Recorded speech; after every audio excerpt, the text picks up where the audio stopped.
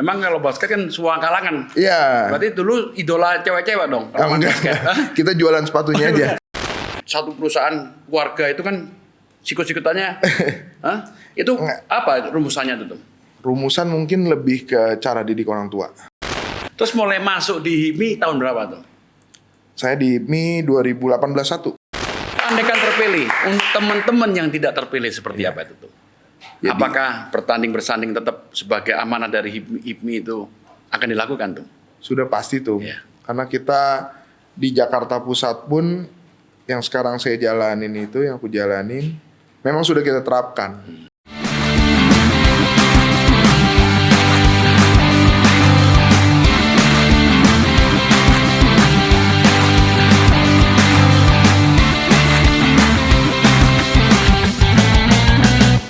Siap dan endingku kali ini ketemu Kompas Podcast lagi. Kali ini bersama pengusaha muda Indonesia, HIPMI Jaya. Siapa dia? Rian Harun. Muhammad Rian Harun. Siap. Terima kasih waktunya nih, Tum. Terima kasih. Ya kan? Tumbas. Mungkin dengan podcast ini bisa memberikan informasi ke teman-teman karena kan kemarin visi misi kan terlalu malam itu ya. Ya. Ya kan? Cepet-cepetan grogi mungkin nanti kita bahas juga nih ya. Tapi sebelum ini kita mau lihat video kompromi itu. Ya. Boleh Tum ya? Siap. Silakan. Di dunia yang penuh persaingan, kamu nggak sendirian. Let's get ready and face it with me. Nama saya Rian Harun. Dengan pengalaman berbisnis lebih dari 12 tahun, saya tahu betul betapa pentingnya kerjasama. Bergerak maju didasari tumpuan yang sama.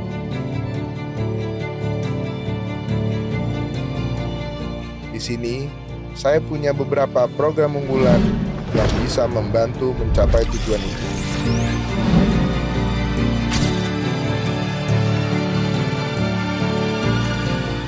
Kita akan memberikan dukungan finansial yang dibutuhkan untuk membantu mengembangkan bisnis kamu.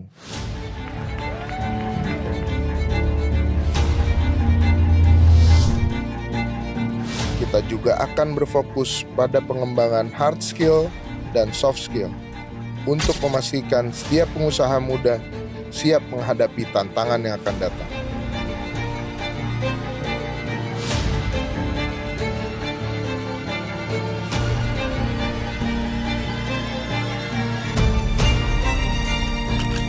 Selain berfokus pada perkembangan individual, kita juga akan memfasilitasi kolaborasi antara pengusaha muda karena kami percaya kerjasama adalah kunci kesuksesan. Program kami akan menyediakan ruang usaha yang mendukung kolaborasi dan kreativitas.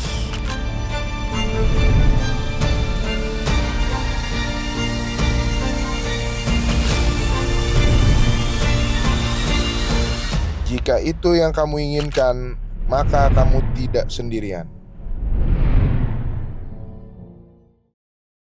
Tepuk tangan dulu dong. Tapi gue gak mau bahas ini dulu bos. Ini gue keep dulu Tum. Siap. Tapi yang orang belum kenal kamu nih, teman-teman yang terutama di HIPMI ya. Ya. Ya kan? Boleh gak dijelasin sekolahnya, terus apa namanya pendidikannya dulu lah. Ya. Kan banyak mungkin teman-teman yang di HIPMI nggak tahu nih siapa sih RH itu.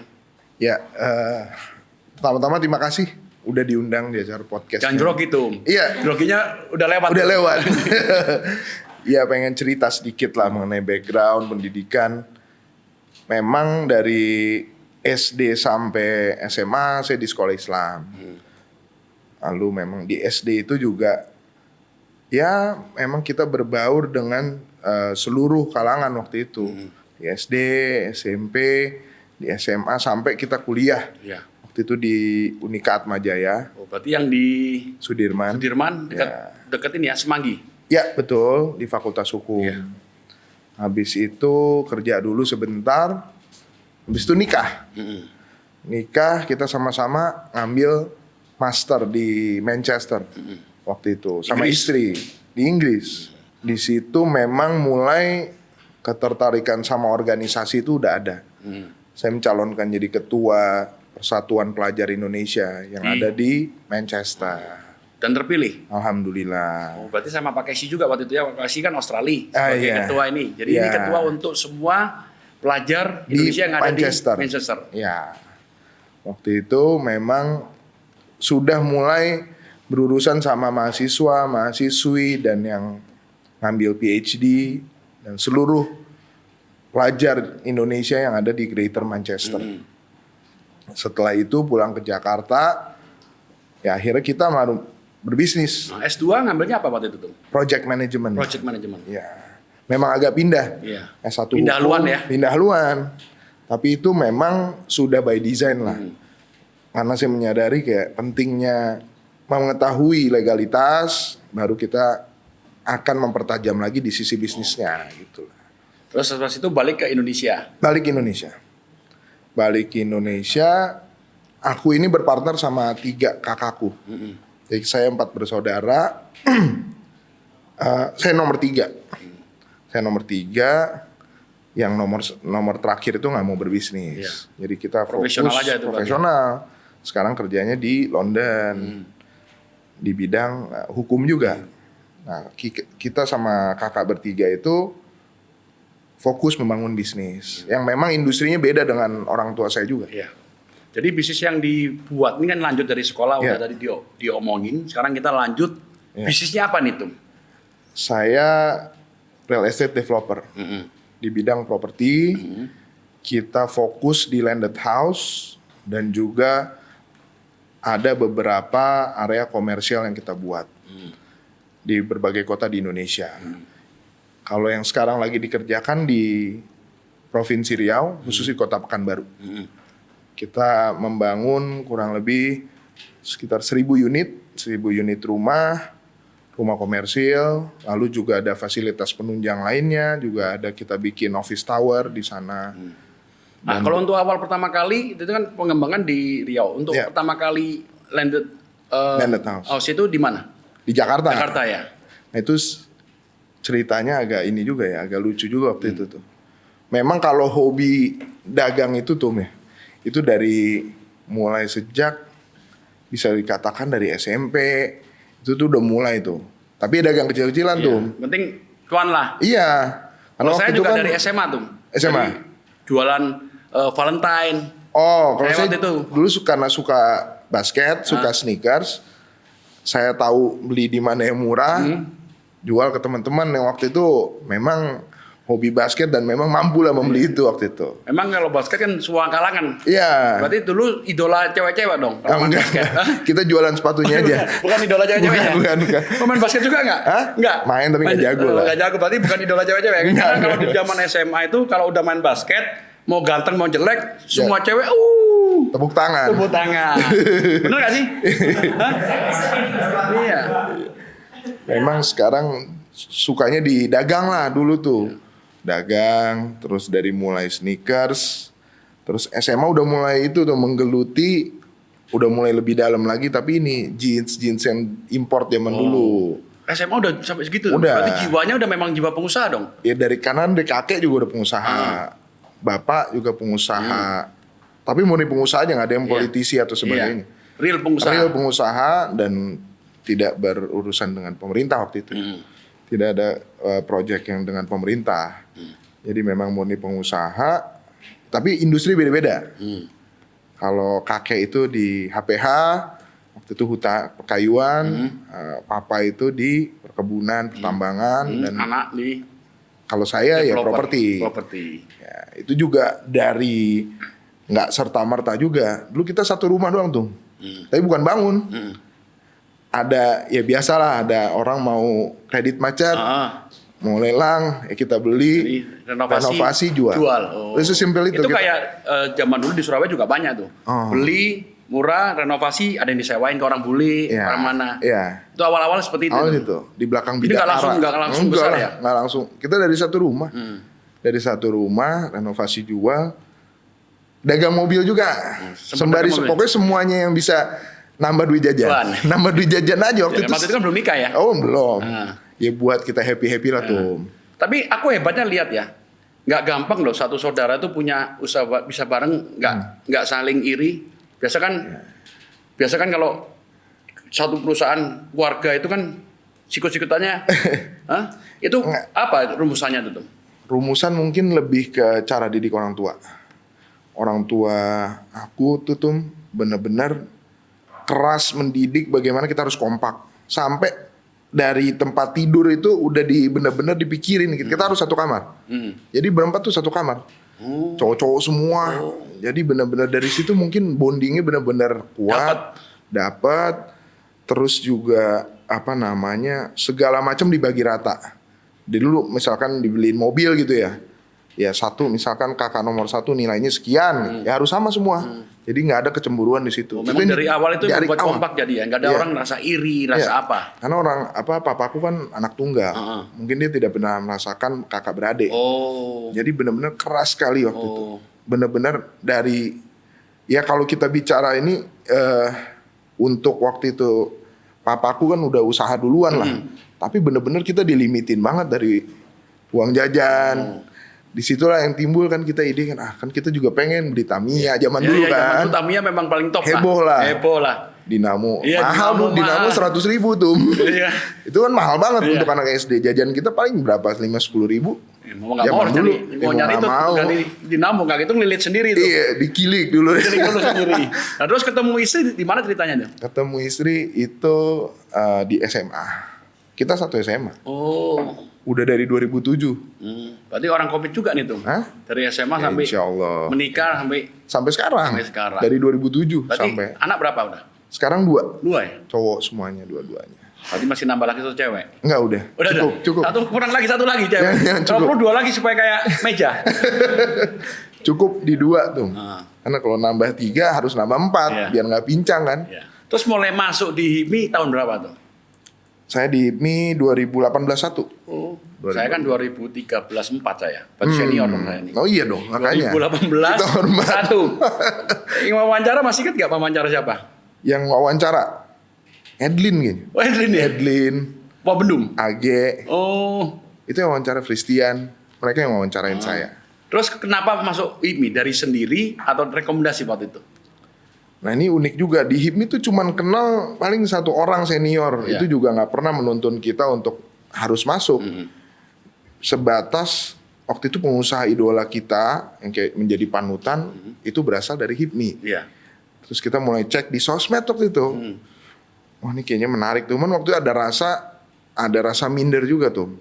Karena ngelihatnya high profile, bisnisnya harus udah luar biasa gitu loh. Ternyata setelah kita masuk nggak seperti itu. Sudah berubah lah demografi HIPMI ini kalau aku lihat. Yang tadi mungkin sektornya benar-benar sektor industri memang sudah matang atau generasi kedua atau ketiga. Setelah saya masuk ternyata spektrumnya luas banget di HIPMI Jaya ini. Dari yang sektor ekonomi kreatif, sektor lain-lainnya yang menarik, kuliner dan lain semuanya. Apalagi jadi sekarang juga lebih berkembang lagi tuh. Iya. Dan di situ aku sadarin kayak, ini nih berarti kita nggak mesti berpartner dengan orang di HIPMI, tapi minimal kita memiliki pengetahuan lah. Kita bisa belajar sama teman-teman kita yang di industri yang berbeda. Gitu. Pada waktu masuk ke BPC mana tuh? Langsung Jakarta Pusat. Langsung pusat langsung. Memang? Berarti memang kader pusat ini? Kader pusat Tulen. Berarti kalau yang sebelumnya memang kader itu, ini kader benar-benar memang cocok bos. Gak ada yang pindah-pindah. Memang kader Tulen? Kader Tulen pusat. Sesimpel waktu itu ya, aku kan tinggal di Jakpus. Ya mungkin kita masuk Jakpus aja. Udah itu. Pertama kali apa posisi? Anggota, itu departemen. Berarti mendingan gue dong, gue masuk langsung ke departemen. Aku departemen. Emang hoki saya, karena gerbong saya menang. Oh iya. Gerbongnya saya menang. Jadi yang lain yang gerbongnya kalah departemen. Iya. Saya sama Wasekjen Viku. Langsung ke kompartemen. Terus 2 tahun ditawarin jadi Wabendum. 2 tahun berhipmi langsung Wabendum. Iya. Oke. Dari departemen terus kompartemen. Kompartemen, abis itu Musda. Musda. Iya, habis itu zamannya zaman Ketua Mindra sama Ketua Sona. Langsung mencalonkan BPC Ketum Jakarta Pusat. Ya. Kenapa kok mau maju tuh waktu itu sebagai Ketum BPC? Apa ini karena dorongan apa? Karena kan memang kan kalau ketum kan keren ya. Tum enak ya. Ketagihan gitu. Giliran udah gak dipanggil Tum, kangen juga dipanggil Tum. Hari ini pun semua orang manggil saya Ketum. Iya. Padahal udah mantu padahal. Karena Ketum HIPMI Bas, itu top. Ketum selamanya. Amin. Iya dong. Enggak, ya awal tuh waktu itu saya tuh orangnya tipikal kalau kita berada di zona nyaman tuh agak bosen juga tuh Iya. kadang-kadang. Di organisasi ini pengen ada lompatan-lompatan. Kalau kita nggak ada upaya, rasa-rasanya nggak bakalan bisa cepet untuk regenerasi kepemimpinan. Waktu itu musuhnya siapa tuh? Jakpus. Oh paling rame nyalon ada 5 5. kompetitornya. Siapa ada aja itu? Yudi, Oh Yudi. Amil, Oh ya Yudi, Amil Muhede, Eki, Eki. Age. Agi. Oh. Iya. Wah. Yang notabene semua senior kita. Iya. Waktu itu sempat juga dia ngomong, yakin nggak lu? Ini senior-senior lo semua, lu kan masih 3 tahun waktu itu. Heeh. Daripada gua nggak mencoba, gua penasaran, mendingan kita coba aja. Toh niat kita baik waktu itu. Iya. Akhirnya dengan semangat itu,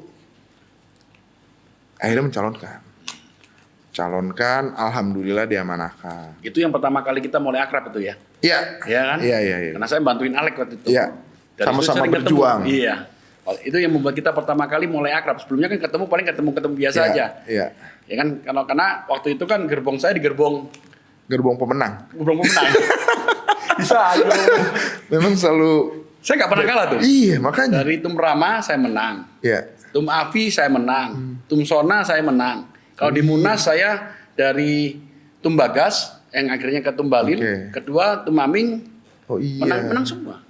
Oh, belum Nggak ada. pernah kalah saya. Luar biasa. Lihatnya kalau yang ini saya pilih juga menang. Mudah-mudahan. Amin. Ya.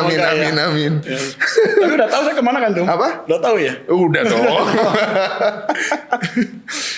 Nah, waktu menang itu Tum, ya kan jadi ketum BPC. Apa yang dilakukan Tum RH Di merapikan BPC Jakpus yang menurut saya Jakpus itu salah satu BPC yang paling diminatin, paling top. Ya kan cuma bisa bersandar tuh kalau dulu tuh sama Jaksel, tapi sejak sama ada Tumafi Jaktimnya muncul. Ya. Ya, tapi kan Jakpus itu salah satu menjadi selalu favorit. Ya. Apa yang dilakukan waktu jadi ketum? Ya jujur aja karena waktu itu kontestannya banyak. Tentu Jakpus ini juga yang sangat ketat waktu itu kompetisinya. Sangat ketat. Akhirnya alhamdulillah saya diamanahkan. Justru proses 6 bulan pertama kali diamanahkan bukannya kita bikin program waktu itu. Proses konsolidasi internal dulu. Jadi bertanding untuk bersanding. Iya. Karena sekarang Sekum dan Bendum dan beserta jajaran pengurus harian kita itu justru yang teman-teman yang ada di kompetitor waktu itu, bukan di tim saya. Berarti tidak ada kekacauan pada waktu ketum jadi BPC kan? Di beberapa lainnya awal-awal kan ada dinamika. Dinamika pastilah ya. Pasti, tapi ya gimana cara kita manage ya? Menurut saya alhamdulillah sampai RBPL terakhir kita demokrasi waktu itu. Kita melepas ke floor bagaimana pandangan teman-teman. Akhirnya alhamdulillah semuanya 100% IPMI Jakarta Pusat mendukung saya. Tepuk tangan dulu. Diamanahkan sebagai maju di kontestasi IPMI Jaya. Itu sampai akhir. Tapi sebelum itu setelah konsolidasi, program-program apa yang menurut Tum Era di pusat ini sangat mengangkat anggota? Oke, waktu itu begitu saya diamanahkan, selain konsolidasi internal, kita ngelakuin internal survei itu. Internal survei benar-benar by data. Kita tanya problematika yang dihadapi dalam berbisnis kalian apa sih? Pengen tahu kan? Memang hampir 80% itu mengeluhkan akses ke pendanaan. Dari situ barulah kita menitik beratkan kegiatan-kegiatan, program-program kita itu sifatnya nggak seremonial. Jadi benar-benar bisa menjawab permasalahan. Dia butuh akses ke pendanaan kemana? Venture capital, private equity, atau bahkan angel investor. Itu semua kita buka. Dan akhirnya alhamdulillah kita melakukan kerjasama dengan MDI Ventures. Akhirnya ada anak IPMI Jaya angkatan 2019 yang diberi suntikan modal. Iya. Itu program yang paling mengenal lah ya. Iya, karena kita nggak mau acaranya banyak tapi impact-nya nggak ada. Ini ragu nih. Zaman dulu aku Jakpar paling banyak. Sampai dapat piagam paling banyak. Oh, iya, tapi nggak semuanya memang mengena. Mendingan dikit tapi mengena. Saya terbanyak tuh. Iya waktu itu dengar juga. Acara dikit aja udah jadi acara. Iya. Nggak bercanda. Ya waktu itu itulah karena memang aku sangat menghargai teman-teman pengusaha muda ini kan waktunya terbatas tuh. Jadi memang perlu acara-acara yang impactful lah. Jadi dari mulai investor dari Qatar waktu itu kita datangkan bikin acara, BRI Ventures, MDI dan banyak lah. Program-programnya memang fokus membukakan akses permodalan bagi para anggota HIPMI Jakpus. Jakpus ya. Aku lanjut lagi nih yang terkait Musda ini. Aduh. Ini kan kenapa sih alasan utama mau maju ke BPD? Ya, pertama tentunya pas diamanahkan di Jakpus, mulai menjalani organisasi, alhamdulillah berjalan sekarang lancar dan solid. Kita mau nggak mau, suka nggak suka, udah bukan kepentingan hanya sekedar menjabat lagi nih tuh. Sekarang aku udah punya teman-teman yang percaya sama aku, percaya dengan gagasan yang aku bawa ke depan. Kan nggak mudah juga dalam meyakinkan teman-teman ini untuk mendukung aku. Apalagi semua di HIPMI Jaya itu bos di perusahaan masing-masing. Iya. Skala apapun itu. Itu yang saya rasa juga sih. Iya. Ada yang lebih kaya dari kita, lebih hebat Iya. dari kita. Tapi kalau ketum tetap itu amanah yang luar biasa menurut saya. Mungkin udah Bos-bos besar semua itu.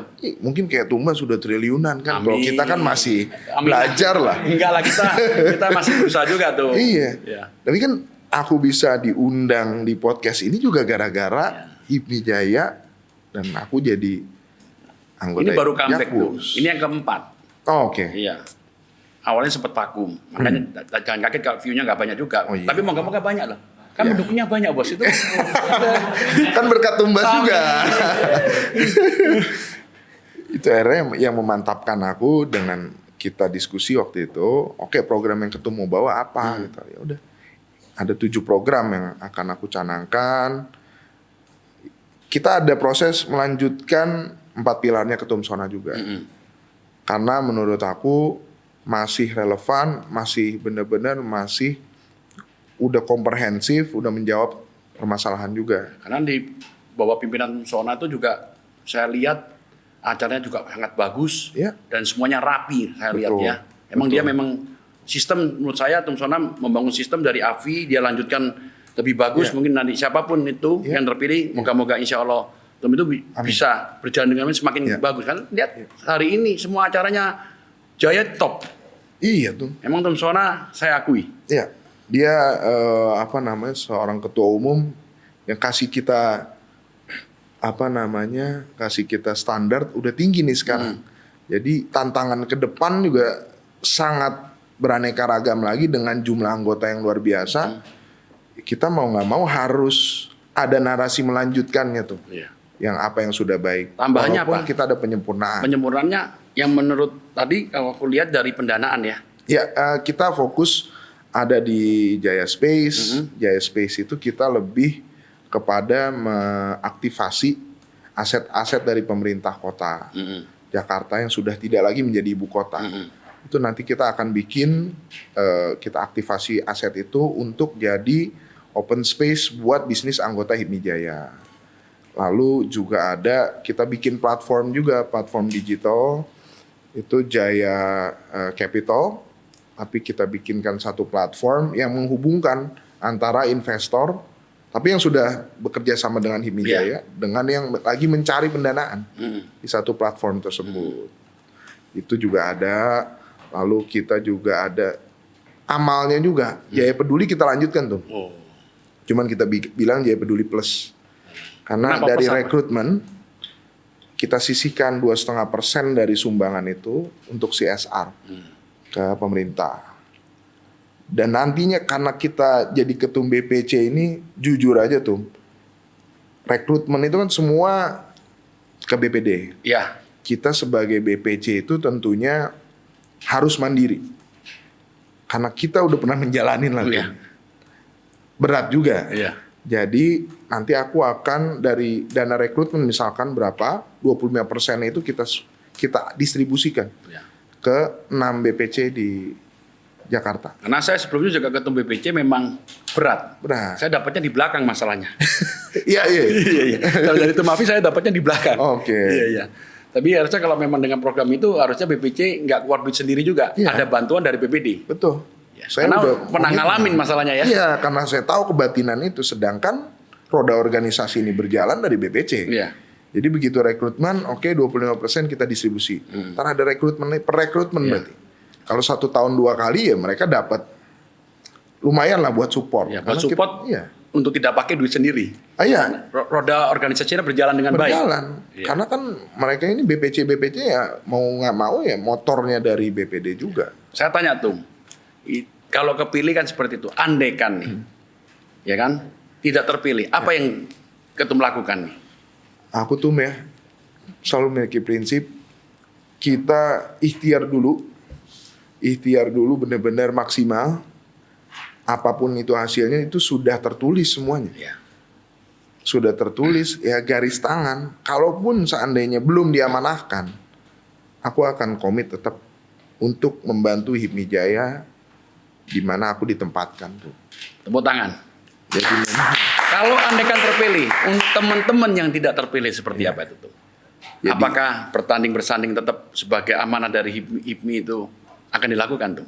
sudah pasti tuh. Iya. Karena kita di Jakarta Pusat pun yang sekarang saya jalanin itu, yang aku jalanin, memang sudah kita terapkan.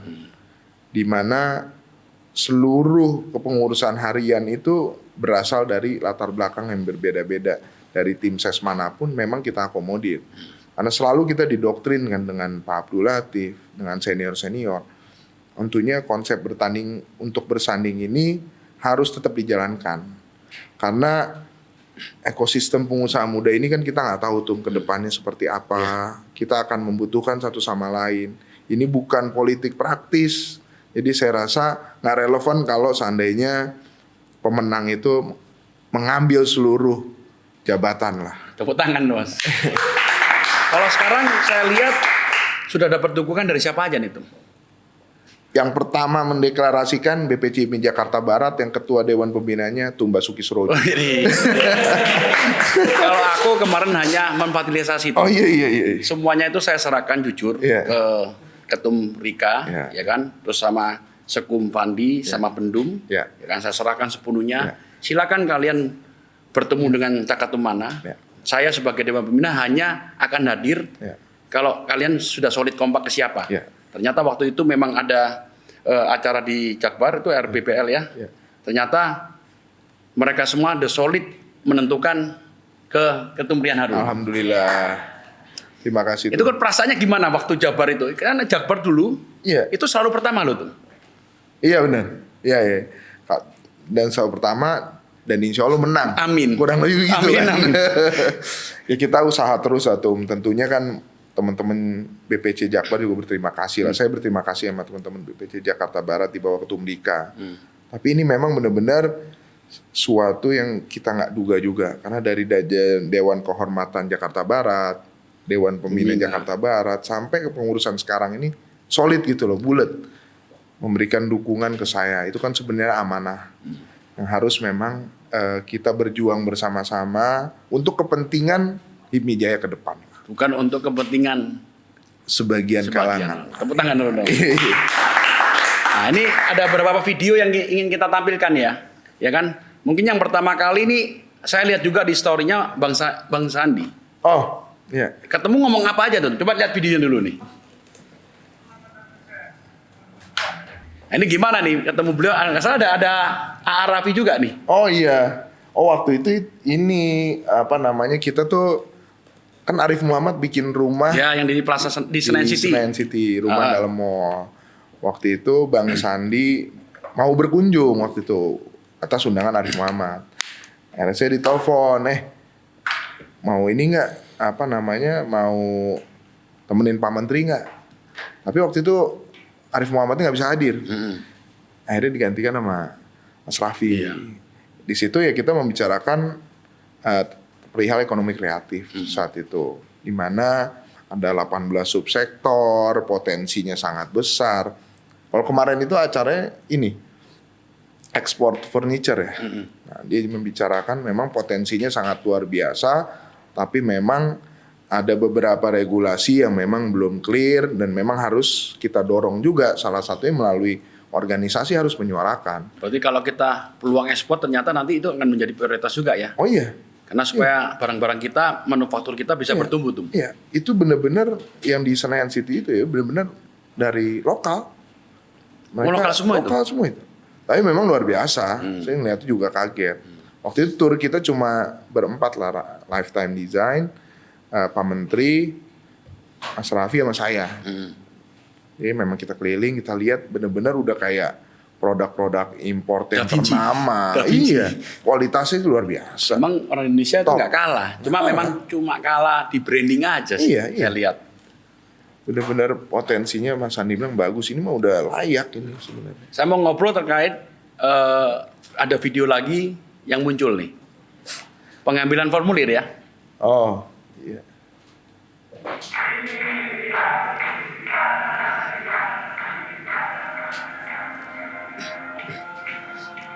Ini Jakbar udah bergabung nih Tum ya, pengambilan formulir. Udah. Udah ya. Jakbar udah. Ini yang kita omongin Anka ada di sini juga ya, di timnya. Iya. Yang bawa drum band juga kalau nggak salah itu. Oke, yang aku mau tanya dari video ini, kenapa dinamakan Rumah Harapan tuh? Ruang Harapan. Ruang Harapan, kenapa? Ruang Harapan. Karena disitulah seluruh anggota HIPMI Jaya bisa menaruh harapan untuk HIPMI Jaya ke depan seperti apa. Karena di Ruang Harapan atau di posko kita itu setiap malam kita rutin melakukan diskusi juga. Karena kan sebelum membentuk visi misi dan program kerja itu semua kita lakukan setiap malam. Jadi benar-benar harapan kalian di HIPMI Jaya ke depan seperti apa. Ada tagline juga, kamu nggak sendirian. Nah itu nyambungnya yang ingin saya tanyakan itu kenapa? Pas banget loh, kamu tidak sendirian. Lagunya juga lagi, itu pas banget loh. Iya. Ya karena ini berdasarkan pengalaman saya waktu masuk di HIPMI Jaya gitu. Yang notabene-nya bukan berasal dari keluarga HIPMI dan juga bukan dari kalangan yang memang bukan dari kalangan yang senior juga ya terbatas waktu itu kenalan kita. Saya tuh waktu awal di HIPMI sebenarnya bingung juga tuh. Karena kan kita duduk paling belakang, nggak tahu mesti ngapain, terus nggak tahu mesti nanya sama siapa, nggak tahu mesti berkembangnya gimana. Gitu. Disitulah filosofi kita tuh kalau mau maju atau kita kalau mau berkembang itu kita harus bersama-sama. Filosofi kamu nggak sendirian ya udah, berarti kita nggak akan meninggalkan teman-teman di belakang untuk kepentingan HIPMI Jaya ke depan. Aduh, ini ada lagi video yang terkait apa? Stigma tentang HIPMI. Kita runut kali ya. Pelan-pelan kita bahas. Teman-teman sudut pandang mengenai sebenarnya himpunan pengusaha muda Indonesia. Itu masih singkatan masih ada? Enggak, belum kan jadi himpunan. Sebelum ketemu masih jawaban, kalau stigma itu mungkin dulu ada. Pada waktu saya bergabung. Ya. Tapi kalau sekarang udah nggak ada lagi stigma itu. Itu hanya stigma aja menurut saya sih. Ya. Kalau memang HIPMI itu menjadi menteri, karena memang kapasitasnya sebagai menteri. Sepakat. Setuju nggak tuh? Coba Setuju, ditambahin Bang. tuh. Jadi memang tidak bisa dipungkiri juga ada sebagian orang atau mungkin mayoritas itu pengen yang bisnisnya berkembang tapi tidak mau berpolitik, atau memang yang murni untuk batu loncatan di bidang politik. Itu sah-sah aja, menurut saya sah-sah aja. Cuman kalau saya pribadi ini, saya juga ngukur baju. Kita kalau di Indonesia terutama, kalau kita belum secara bisnis stabil, fondasinya belum kuat, kalau bisa ayolah jangan berpolitik praktis dulu. Karena memang selain biaya politik yang sangat tinggi, tentunya banyak juga banyak juga hal-hal yang sifatnya sensitif gitu loh tuh, yang bisa kita terjebak lah dalam suatu kondisi yang tidak baik. Itu kan yang coba kita hindari. Tapi kalau dilihat menteri-menteri HIPMI di kabinet itu sekarang banyak, itu kan bukan tanpa proses. Tentunya secara bisnis juga sudah matang, fondasi sudah kuat, barulah dia berkontribusi sama NKRI, kurang lebih seperti Saya setuju itu. Karena kalaupun kita banyak duit, nggak punya kapasitas juga percuma. Nah, terus ke depan nih, andaikan terpilih, mau ngejar ketum BPP nggak tuh? Saya dari dulu hidupnya mengalir tuh. Waktu di Jakpusku kan, Jakpus pun kan juga begitu. Kita mengalir. Kalau memang ada kesempatan, ada kemauan, ada kesempatan, ada momentumnya, Ada nggak ada kepercayaan. salahnya kita mencoba. Iya.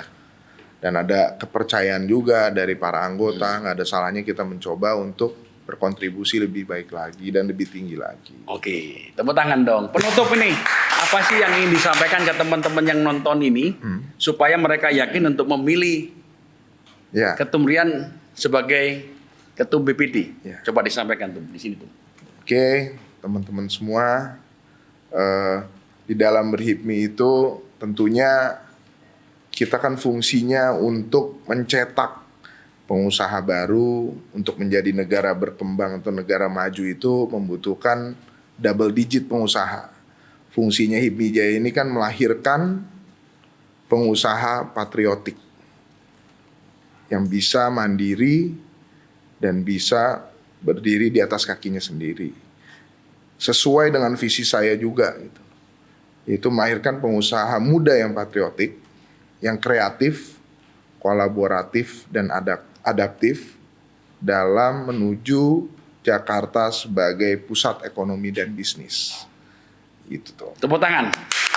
Oke, terima kasih Tum Ra, semoga bisa memenangkan perhelatan Iya, di iya. Muda Jaya yang akan dijalankan tanggal 27 dan 28 Agustus.